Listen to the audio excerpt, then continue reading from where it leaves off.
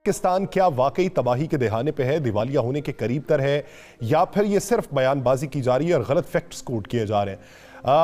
मैं आज एक रिपोर्ट पढ़ रहा था ब्लूमबर्ग की रिपोर्ट के मुताबिक जनवरी 2021 में जो दिवालिया होने की शरह थी वो 4.21% थी। अब मौजूदा सूरत हाल में वो 93.52% है। इन दोस्तों, मैं महेंद्र शर्मा स्वागत करता हूं वर्ल्ड हिंदी में आपका। उम्मीद करता हूं आप खुश और स्वस्थ है। दोस्तों आइए दिखाते हैं पाक मीडिया की एक और लेटेस्ट डिबेट, जिसमें कैसे डिस्कशन किया जा रहा है कि पाकिस्तान अब डिफॉल्ट होगा कि नहीं होगा, क्योंकि कहीं ना कहीं पाकिस्तान के जो फॉरेन रिजर्व है वो लगभग खत्म से हो चुके हैं। और इसका सबसे बड़ा कारण भी अब आज एक पाकिस्तान के फाइनेंस एक्सपर्ट ने सीधा बताया कि क्या पता डिफॉल्ट हो ना हो, लेकिन इसका सबसे बड़ा कारण जो है वो इमरान खान था, क्योंकि उसकी वजह से पाकिस्तान में फॉरेन रिजर्व घटते गए और उसने दूसरे देशों के साथ जितने भी मुआहदे या व्यापार की जो कंडीशनें थी वो लगभग पूरी नहीं की। और कैसे अब इमरान खान की ये चमची अपने आप को बाद में बता रही है कि कैसे हम जब सत्ता छोड़ के गए थे तो हमने पाकिस्तान को चांद सितारे लगा दिए थे, जबकि ऐसा कुछ होता हुआ दिखाई नहीं दे रहा है। तो दोस्तों देखिए डिबेट और कमेंट में अपनी प्रतिक्रिया जरूर दें। लास्ट में आपसे रिक्वेस्ट करूंगा, चैनल पर नए हैं तो चैनल को सबसे पहले सब्सक्राइब करें, लाइक शेयर कमेंट जरूर करें। दोस्तों जय हिंद, वंदे मातरम, भारत माता की जय। दोस्तों पाकिस्तान क्या वाकई तबाही के दहाने पे है, दिवालिया होने के करीब तर है, या फिर ये सिर्फ बयानबाजी की जा रही है और गलत फैक्ट्स कोट किए जा रहे हैं? मैं आज एक रिपोर्ट पढ़ रहा था ब्लूमबर्ग की रिपोर्ट के मुताबिक जनवरी 2021 में जो दिवालिया होने की शरह थी वो 4.21% थी। अब मौजूदा सूरत हाल में वो 93.52% है। इसमें सच्चाई है सर? बहुत सारी बातें इकट्ठी कर डाली हैं आपने, बहुत सारे सवाल इकट्ठे कर डाले हैं। दो चीजें मैं कहना चाहता हूं। पहली चीज तो इकोनॉमिक्स के अंदर कहलाती है जिसको हम कहते हैं लैग टाइम, यानी कि जो माशी पॉलिसी आज बनेगी इसके असरात जो हैं वो हमें अगले कई महीनों के बाद नजर आना शुरू। आज जो माशी पॉलिसी या माशी इकदाम को लिया जाता है उसके फायदे या उसके नुकसान आपको आज से 6 महीने साल के बाद जो हैं वो नजर आएंगे। जहाँ तक खजाने में डॉलर्स का ताल्लुक है, जो रुझान है जिसको हम इकोनॉमिक्स में ट्रेंड कहते हैं, जो जड़ ढूंढना है, जो हमारे डॉलर के ज़खायर गिरना शुरू हुए थे वो सितंबर 2021 में शुरू हुए। सितंबर 2021 में खजाने में कोई 20 अरब डॉलर पड़ा था और आज वो गिरता गिरता 8 अरब डॉलर पहुंच गया है।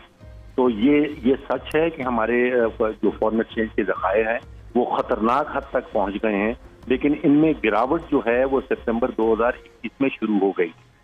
तो पॉलिसी जो है वो सितंबर 2021 में थी, उसके असरात जो हैं वो अब हमारे सामने आ रहे हैं। दूसरी चीज ये है, जो हमारे बजट के खसारे के हवाले से बात की जाती है, वो फरवरी 2021 में जिस तारीख को शायद 28 तारीख थी फरवरी की, जब उस वक्त के वजीर आजम इमरान खान साहब ने ऐलान किया था पेट्रोल के ऊपर सब्सिडी देने का, उसका नतीजा आज सामने नजर आ रहा है बजट के खसारे की शक्ल के अंदर। अब आपने दिवालियापन का लफ्ज इस्तेमाल किया और आपने वो जो क्रेडिट डिफॉल्ट स्वैप का जो आलमी मंडी में एक इंस्ट्रूमेंट चलता है उसका जिक्र किया। एक तो ये समझने की जरूरत है कि वो क्रेडिट डिफॉल्ट स्वैप है, उसका मतलब ये है कि अगर आपने किसी मुल्क का बॉन्ड ले रखा है और आप उसके खिलाफ इंश्योरेंस करवाना चाहते हैं तो फिर आप ये क्रेडिट डिफॉल्ट स्वैप खरीदते हैं।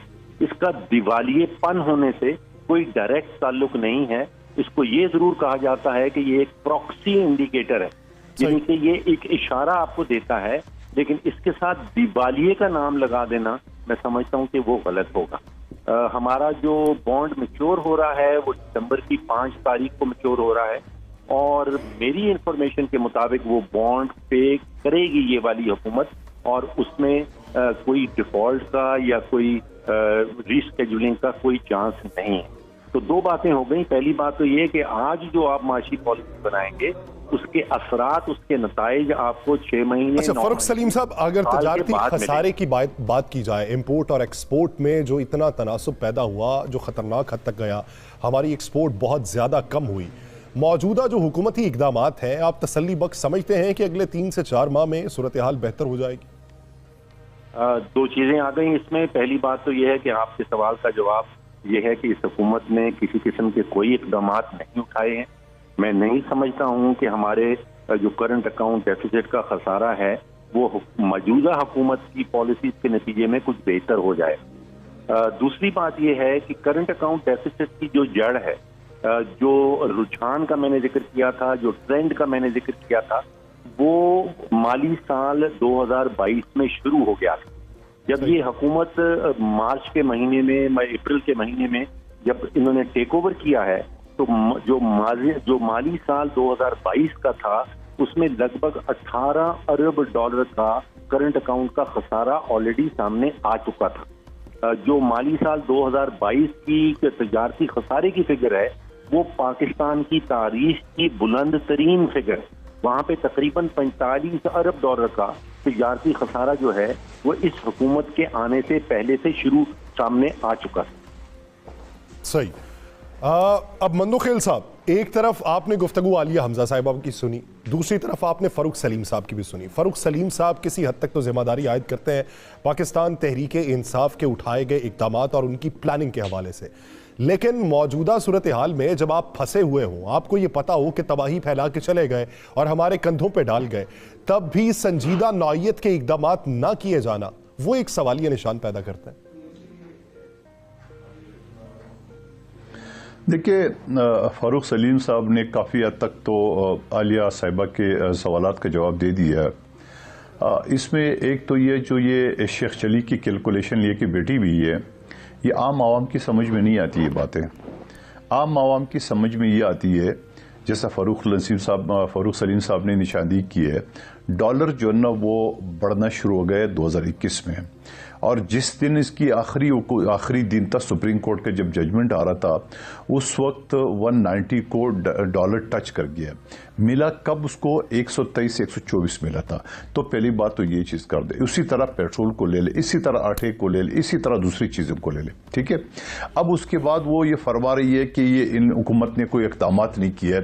تو فاروق صاحب نے بالکل رائٹلی کیا. اقدامات ایسا نہیں ہوتا کہ آج اب اقدام اٹھا لو تو کل اس کا رزلٹ آئے گا. نہیں، اس کی سال 2 سال بعد اس کا رزلٹ آتا ہے. اب آپ نے ماضی میں کچھ کیا ہوتا تو اس کا رزلٹ آتا. پاکستان تو وہی ہے، ادارے تو وہی ہے، کوئی پیسہ اٹھا کے تو کوئی نہیں لے گیا.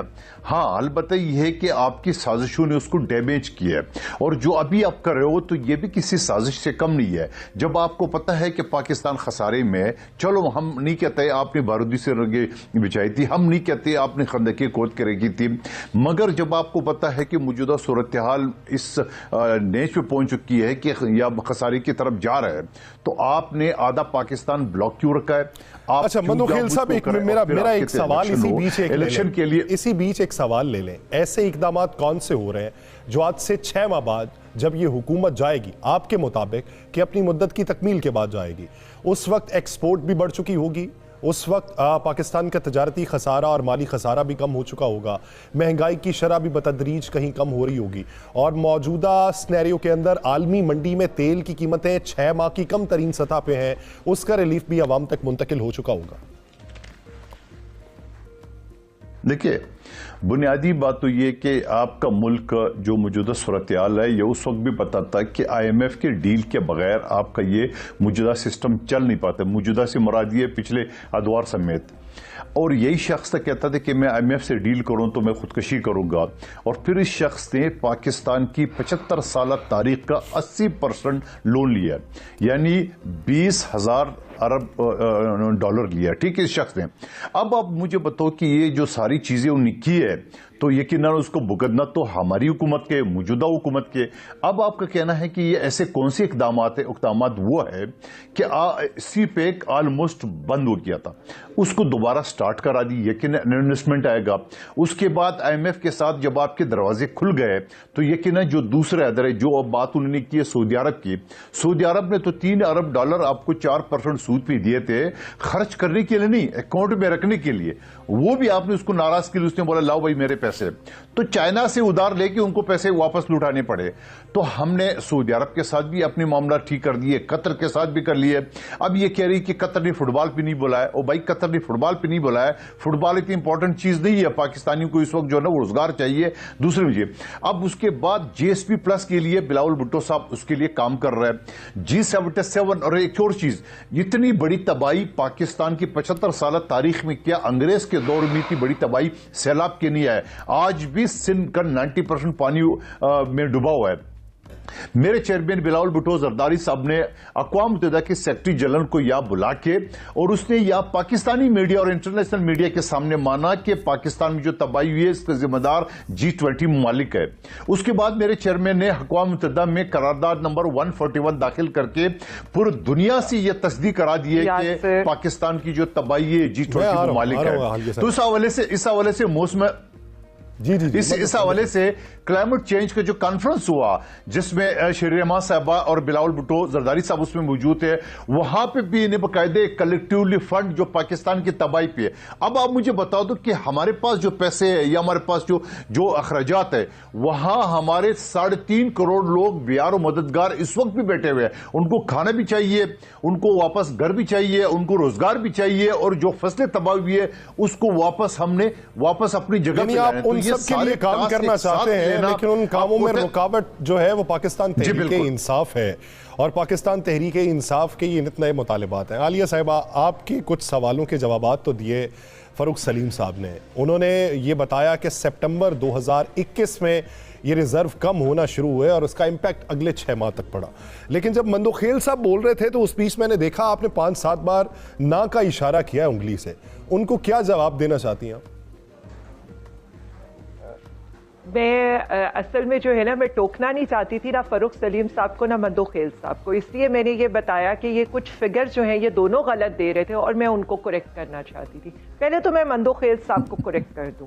انہوں نے کہا کہ جی ہمیں ڈالر ملا تقریباً کوئی جا کر 125 126 کا. یہیں پر ان سے پوچھ لیں کہ جب ہم نے حکومت سنبھالی 140 کا ڈالر تھا, اور جس دن ہم حکومت چھوڑ کے گئے 179 کا ڈالر تھا. اتنا ہم نے 4 سالوں میں ڈالر کی قیمت بڑھائی جتنا یہ 235 کے اوپر ڈالر کو لے گئے ہیں. 140 سے 179 پہ لے گئی ہیں. صرف ایک سیکنڈ, ہم 140 سے 179 پر لے گئے جس دن ہم نے حکومت سنبھالی تھی اور جس دن ہم نے حکومت چھوڑی تھی. دونوں ڈیٹس ان سے کہیں ابھی نکال کے دیکھیں, ٹھیک ہے. تو اس لیے یہ تو باتیں یہ بالکل یہاں پر آ کر کرا نہ کریں کہ جو فگرز یہ غلط ہے, کیونکہ میں اکانومی کو 190 نہیں تھا, اسی لیے میں کہہ رہی ہوں کہ اکانومی پہ مجھے چیلنج نہ کیجیے گا. دوسری بات پہ فاروق سلیم صاحب کی, اور ان کی تو کافی باتوں کا میں نے جواب دینا ہے, اس لیے جواب دینا ہے کہ عمران خان جب $129 پر بیرل پر 149 کا تیل دے رہا تھا تو 89 کے اوپر یہ 237 کا تیل کہاں سے دے رہے ہیں؟ اور پھر جو IMF کے پیچھے یہ چھپنے کی کوشش کریں تو IMF سے منہ چھپاتے کیوں پھر رہے ہیں؟ ہمارے دور کے اندر آٹا 55 روپے کا تھا, اب 115 روپے کا ہے, تو مسئلہ عمران خان تو نہیں ہے. ہمارے دور کے اندر عالمی مہنگائی کے ساتھ گھی 350 کا تھا, آج 650 کا ہے. جو انہوں نے کہا ہے نا کہ میرے فگرز تو عوام کو سمجھ میں نہیں آتے, یہ فگرز عوام کو ضرور سمجھ میں آتے ہیں. اور یہ فگر بھی عوام کو ضرور سمجھ میں آتا ہے کہ جو بجلی کا یونٹ